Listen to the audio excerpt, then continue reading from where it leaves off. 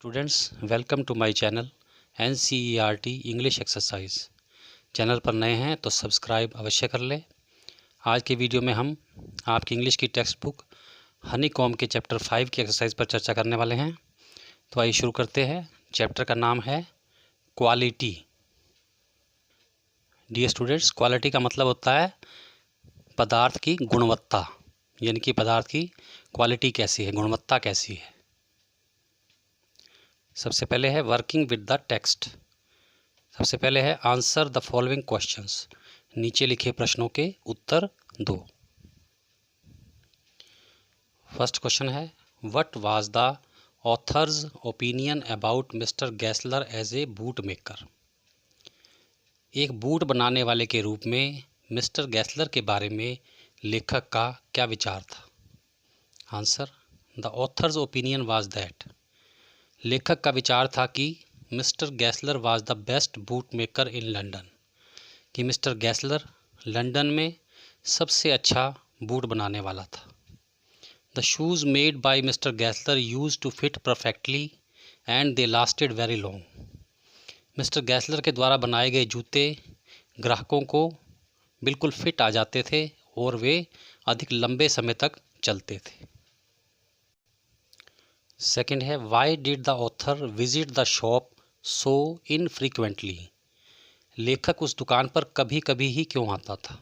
Answer the author visited the shop so infrequently because, लेखक उस दुकान पर कभी कभी ही आता था क्योंकि the boots made by Mr Gessler lasted very long, क्योंकि मिस्टर गैसलर के द्वारा बनाए गए जूते बहुत लंबे समय तक चलते थे।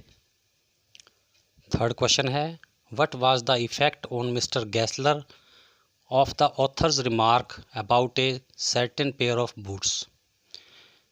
मिस्टर गैसलर के कुछ बूट्स के बारे में लेखक की टिप्पणी का गैसलर के मन पर क्या प्रभाव पड़ा। Answer the author remarked that, author ने यानी लेखक ने टिप्पणी की कि गैसलर्स बूट्स हैड क्रैक्ड, कि गैसलर के कुछ जूते क्रैक हो गए। At first Mr Gessler found the remark unbelievable, पहले तो मिस्टर गैसलर को लेखक की टिप्पणी अविश्वसनीय लगी, यानी कि उसको विश्वास नहीं हुआ। He asked the author to bring that pair of boots back to him, उसने लेखक से वो जूतों के जोड़े उसे वापस देने के लिए कहा। He told the author that he will either repair them or adjust the money in the next bills, उसने लेखक से कहा कि या तो वह उन जूतों की मरम्मत कर देगा या फिर उनकी कीमत अगले बिलों में एडजस्ट कर देगा। फोर्थ है what was Mr Gessler's complaint against big firms. बड़ी फर्मों के बारे में मिस्टर गैसलर की क्या शिकायत थी। Answer his complaint was that, उसकी शिकायत थी कि they had no self respect, कि उनमें कोई आत्मसम्मान की भावना नहीं है। They are getting their sales due to advertisement and not by quality of their work, वे विज्ञापन के माध्यम से बिक्री कर रहे हैं, अपने काम की गुणवत्ता के कारण नहीं। That's why Mr Gessler was getting less work, यही कारण था कि मिस्टर गैसलर को काम कम मिल रहा था। फिफ्थ है why did the author order so many pairs of boots, लेखक ने इतने सारे जूतों के जोड़े क्यों ऑर्डर किए। Did he really need them, क्या उसको वास्तव में इसकी ज़रूरत थी। Answer the author felt bad for Mr Gessler who was really talented and made best boots, author को मिस्टर गैसलर के बारे में बुरा लगता था क्योंकि वह बहुत गुणवान था और बहुत अच्छे बूट बनाता था। He ordered so many shoes to help him, उसने इतने सारे जोड़ों का ऑर्डर उसकी सहायता करने के लिए दिया। नो नहीं, he didn't really need them, उसे वास्तव में उनकी ज़रूरत नहीं थी। नेक्स्ट है वर्किंग विद लैंग्वेज। इसका फर्स्ट है study the following phrases and their meanings. नीचे लिखे फ्रेजेज और उनके मीनिंग्स को पढ़ो। Use them appropriately to complete the sentences that follow, और फिर उन फ्रेजेज का प्रयोग आगे लिखे सेंटेंसेस को पूरा करने के लिए करो। पहला फ्रेज है look after, means take care of, देखभाल करना। लुक डाउन ऑन, डिसअप्रूव और रिगार्ड एज इन्फीरियर, किसी को घटिया समझना या अपमान करना। Look in, make a short visit, किसी को थोड़ी देर के लिए मिलने जाना। लुक इन टू, इन्वेस्टिगेट, जांच करना। लुक आउट, बी केयरफुल, सावधान रहना। लुक अप, इम्प्रूव, सुधार करना या सुधार होना। लुक अप टू, एडमायर, प्रशंसा करना। फर्स्ट है after a very long spell of heat, एक लंबे गर्मी के मौसम के बाद the weather is looking up at last, अंत में मौसम में कुछ सुधार हो रहा है। Next, we have no right to look down on people who do small jobs, हमें उन्हें घटिया समझने का या उनका अपमान करने का कोई अधिकार नहीं है जो छोटे काम करते हैं। Next, Nitin has always looked up to his uncle, Nitin ने हमेशा अपने अंकल की प्रशंसा की है। Who is a self made man, जो एक सेल्फ मेड आदमी है, यानी कि उन्होंने अपने जीवन में किसी की सहायता नहीं ली। अगला, the police are looking into the matter thoroughly, police इस मामले की पूरी तरह से जांच कर रही है। लुकिंग इनटू मतलब जांच कर रही है। If you want to go out, अगर तुम बाहर जाना चाहते हो, I will look after the children for you, तो मैं तुम्हारे लिए तुम्हारे बच्चों की देखभाल कर लूँगा। Next, I promise to look in on your brother when I visit Lucknow next, मैं प्रॉमिस करता हूँ कि जब मैं लखनऊ दोबारा जाऊँगा तो तुम्हारे ब्रदर से थोड़ी देर के लिए अवश्य मिलूँगा। Next, look out when you are crossing the main road, जब तुम मुख्य सड़क को पार कर रहे हो तो सावधान रहो। लुक आउट मतलब बी केयरफुल, सावधान रहो। सेकंड है read the following sets of words loudly and clearly, नीचे लिखे वर्ड्स के सेट्स को जोर से और स्पष्ट रूप से पढ़ो। पहला है coat coat, coast coast, tossed toast, got got, rote rote, blot bloat, note note. Dear students, आपने देखा इन दोनों की आवाज़ एक जैसी है लेकिन इनकी स्पेलिंग अलग अलग है। थर्ड है each of the following words contains the sound S H, नीचे लिखे वर्ड्स में एस एच यानी श की साउंड है। एज इन शाइन, जैसे शाइन में होती है। इन द बिगिनिंग और इन द मिडल और एट द एंड, और यह आवाज़ या तो शुरू में है या बीच में है या अंत में है। First speak out all the words clearly, सबसे पहले वर्ड्स को क्लियरली स्पष्ट रूप से पढ़ो बोलो। Then arrange the words in 3 groups in the table on page 80, और इसके बाद 80 पेज पर वर्ड्स को 3 ग्रुप्स में व्यवस्थित करो। तो हमने वर्ड्स को 3 ग्रुप्स में सेट किया है। पहला है इनिशियल, जिसमें एस एच यानी श की साउंड शुरू में है। Sheep, shriek, shore, sure, shoe. Medial, इसमें एस एच की आवाज़ बीच में है। Fashion, anxious, portion, ashes, nation, pushing. Final, इसमें एस एच यानी श की आवाज़ अंत में है। Trash, marsh, fish, polish, moustache. Fourth है in each of the following words C H represents the same consonant sound as in chair, नीचे लिखे वर्ड्स में सी एच यानी च की आवाज़ है जैसे चेयर में होती है। The words on the left have this sound initially, जो बाईं तरफ शब्द दिए गए हैं उनमें यह आवाज़ शुरू में है। Those on the right have it finally, और जो दाईं ओर शब्द हैं उनमें यह आवाज़ अंत में है। स्पीक ईच वर्ड क्लियरली, हर वर्ड को स्पष्ट रूप से बोलो। चूज़, चाइल्ड, चीज़, चेयर, चार्मिंग, इसमें सी एच यानी च की आवाज़ शुरू में है। और इधर बेंच, मार्च, पीच, रेच, रिसर्च, इनमें सी एच यानी च की आवाज़ अंत में है। आगे है underline the letters representing this sound in each of the following words, अब नीचे जो शब्द दिए गए हैं उनमें सी एच की यहाँ पर आवाज़ है उसको हमने अंडरलाइन करना है। जैसा पहला है फीचर, इसमें सी एच की आवाज़ बीच में है तो यहाँ हमने अंडरलाइन कर दिया है। इसी प्रकार archery, picture, reaching, nature, matches, riches, batch, church, यहाँ पर सी एच की साउंड 2 बार है तो 2 बार अंडरलाइन किया है। नेक्स्ट है स्पीकिंग। फर्स्ट इसका है do you think Mr Gessler was a failure as a boot maker or as a competitive businessman, आपके विचार में मिस्टर गैसलर बूट बनाने वाले के रूप में असफल था या प्रतियोगी बिजनेसमैन के रूप में असफल था? इसका आंसर है the shoes made by Mr Gessler used to fit perfectly and lasted very long. Mr Gessler के द्वारा बनाए गए जूते ग्राहकों को बिल्कुल फिट आते थे और बहुत लंबे समय तक चलते थे। सो आई थिंक, इसलिए मैं सोचता हूँ, he was not a failure as a boot maker, कि वह जूते निर्माता के रूप में असफल नहीं था।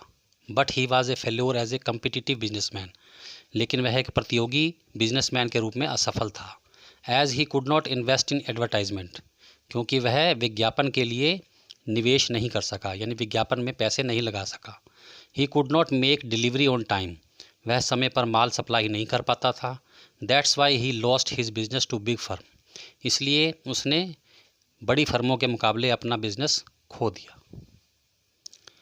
सेकंड है what is the significance of title. इस पाठ के शीर्षक का क्या महत्व है? To whom and to what does it refer, और यह टाइटल हमें किस व्यक्ति और किस चीज़ के बारे में बताता है? Answer, the title refers to the great quality boots made by Mr Gessler. यह शीर्षक मिस्टर गैसलर के द्वारा बनाए गए उच्च गुणवत्ता वाले जूतों के बारे में बताता है।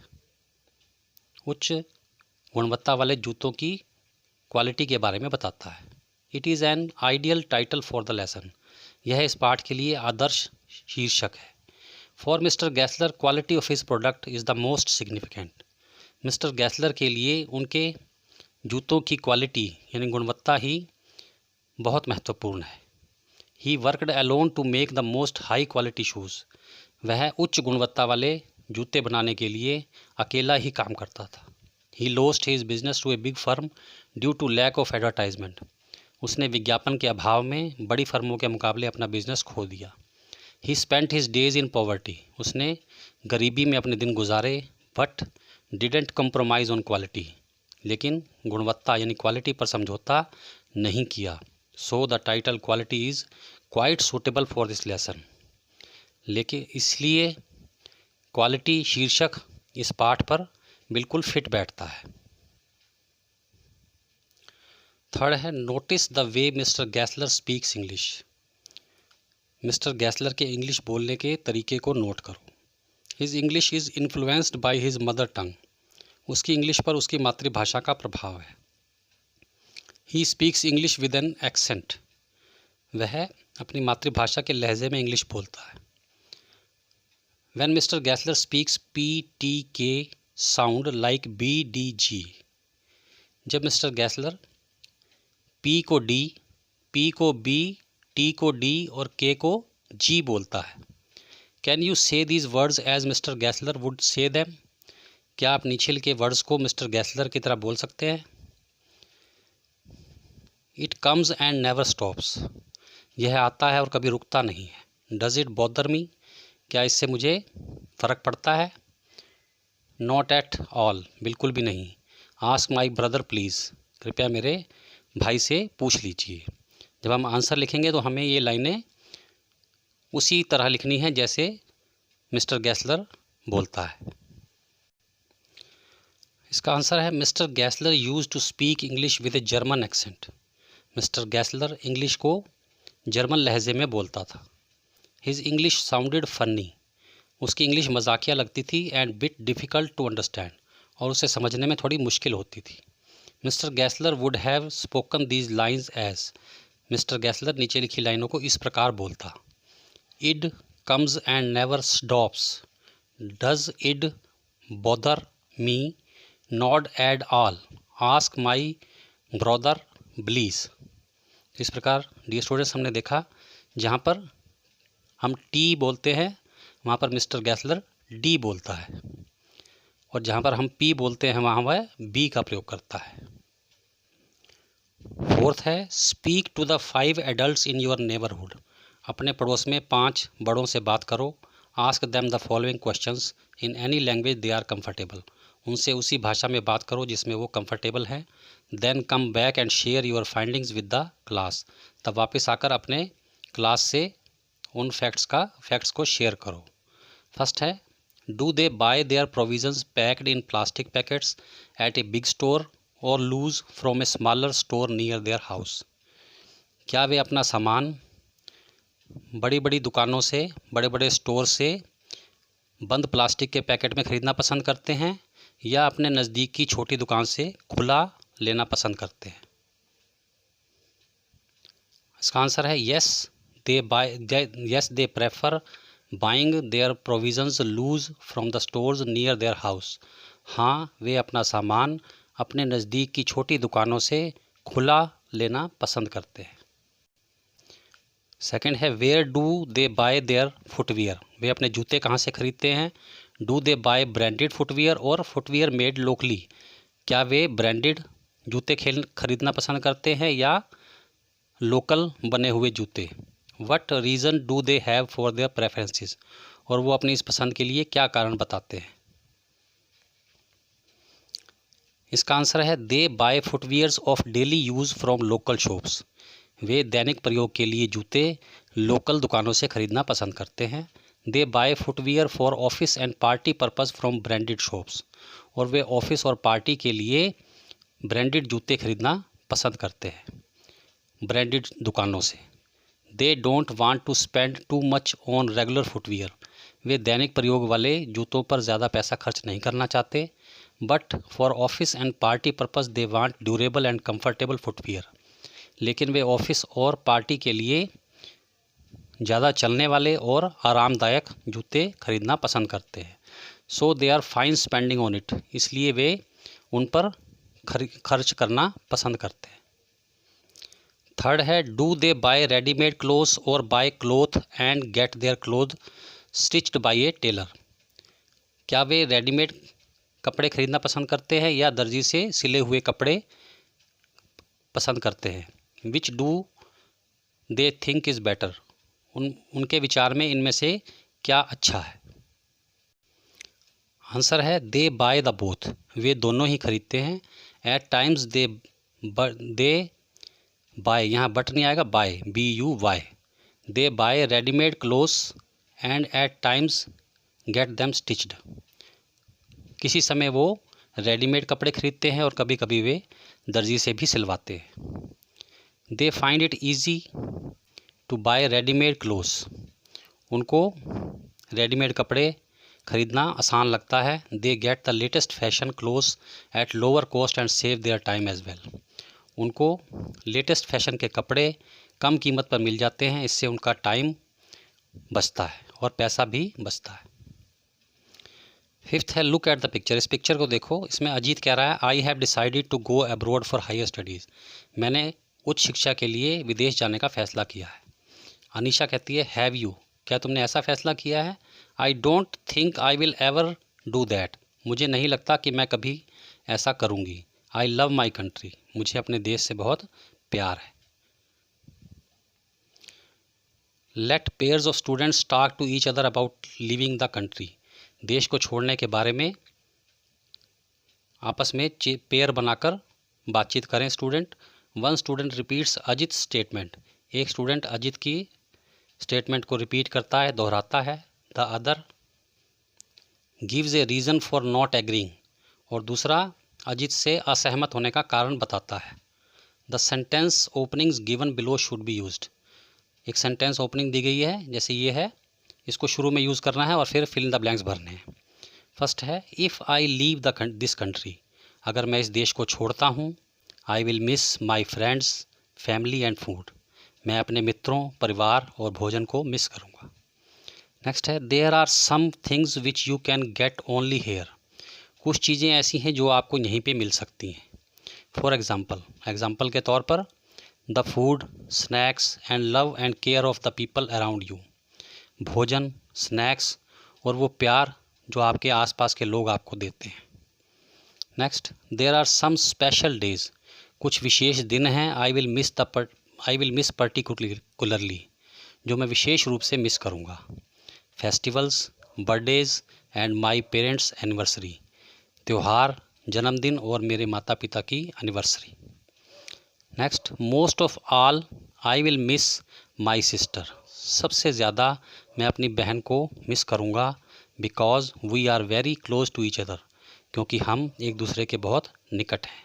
माई सिस्टर को यहाँ पर जहाँ पर डॉट्स हैं वहाँ पे लिखना है। Next, I think it's impossible for me to leave my country. मैं सोचता हूँ कि मेरे लिए अपना देश छोड़ना असंभव है। Because I love my country, क्योंकि मैं अपने देश से प्यार करता हूँ। एंड फैमिली टू मच, और परिवार को भी बहुत प्यार करता हूँ। And can not go far from them, और मैं उनसे दूर नहीं जा सकता। Next, how can you leave your own country except when there is an emergency. यदि कोई इमरजेंसी नहीं है तुम अपने देश को छोड़ने के बारे में कैसे सोच सकते हो। यानी कि कोई इमरजेंसी है तो अलग बात है, नहीं तो तुम अपने देश को छोड़ने के बारे में कैसे सोच सकते हो। Next, depends on one's intention. यह व्यक्ति की इच्छा पर निर्भर करता है। I can't leave for good, मैं केवल अपनी भलाई के लिए देश नहीं छोड़ सकता। बिकॉज, क्योंकि I want to celebrate all my special moments with my family, क्योंकि मैं अपने स्पेशल मोमेंट्स को अपने परिवार के साथ सेलिब्रेट करना चाहता हूँ। यहाँ पर वांट में WANT भी लिख लें। Next, may be for a couple of years I think it should be fine. हो सकता है कि 1 या 2 सालों के लिए जाना मेरे लिए ठीक है। I think it should be fine, मेरे लिए यह सही रहेगा। नेक्स्ट है writing. Based on the following points right a story. ये कुछ पॉइंट्स दिए गए हैं, इन पर बेस एक स्टोरी लिखनी है। बिगिन लाइक दिस, और शुरू में ये लाइन लिखनी है, last month my aunt decided to visit her parents. Story इस प्रकार है, last month my aunt decided to visit her parents. पिछले महीने मेरी चाची ने अपने माता पिता के घर जाने का फैसला किया।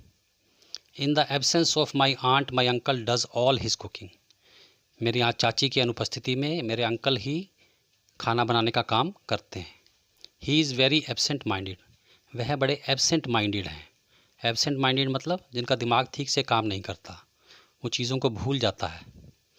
One day he puts some vegetable on the stove for cooking. एक दिन उन्होंने स्टोव पर कुछ सब्जी बनने के लिए रख दी। At the same time he goes out to clean his bicycle. उसी समय वह अपनी साइकिल को साफ़ करने के लिए बाहर चले गए। My uncle completely forgot about the vegetable he had kept on the stove. मेरे अंकल उस सब्जी को पूरी तरह से भूल गए जो उन्होंने स्टोव पर बनने के लिए रखी थी। One of his neighbours came hurriedly and told my uncle that some burning smell is coming from his kitchen. उनके एक पड़ोसी जल्दी से आए और उन्होंने मेरे अंकल को बताया कि उनकी रसोई से कुछ जलने की बदबू आ रही है। My uncle rushed to the kitchen. मेरे चाचा किचन की तरफ दौड़े। And put some oil over the vegetables, और सब्जी पर कुछ तेल डाल दिया, to save it from getting burnt, ताकि ये जलने से बच जाए। Only at the time of eating he realise that it was not cooking oil but machine oil. केवल खाने के समय पर ही उसे पता लगा कि यह जो तेल उन्होंने डाला था वह कुकिंग ऑयल नहीं था बल्कि मशीन ऑयल था। The vegetables was completely spoiled. सब्जी पूरी तरह से ख़राब हो गई। My uncle through it away, और मेरे अंकल ने इसे फेंक दिया। डियर स्टूडेंट्स, इसी के साथ आज का वीडियो समाप्त होता है। Thanks for watching. God bless you.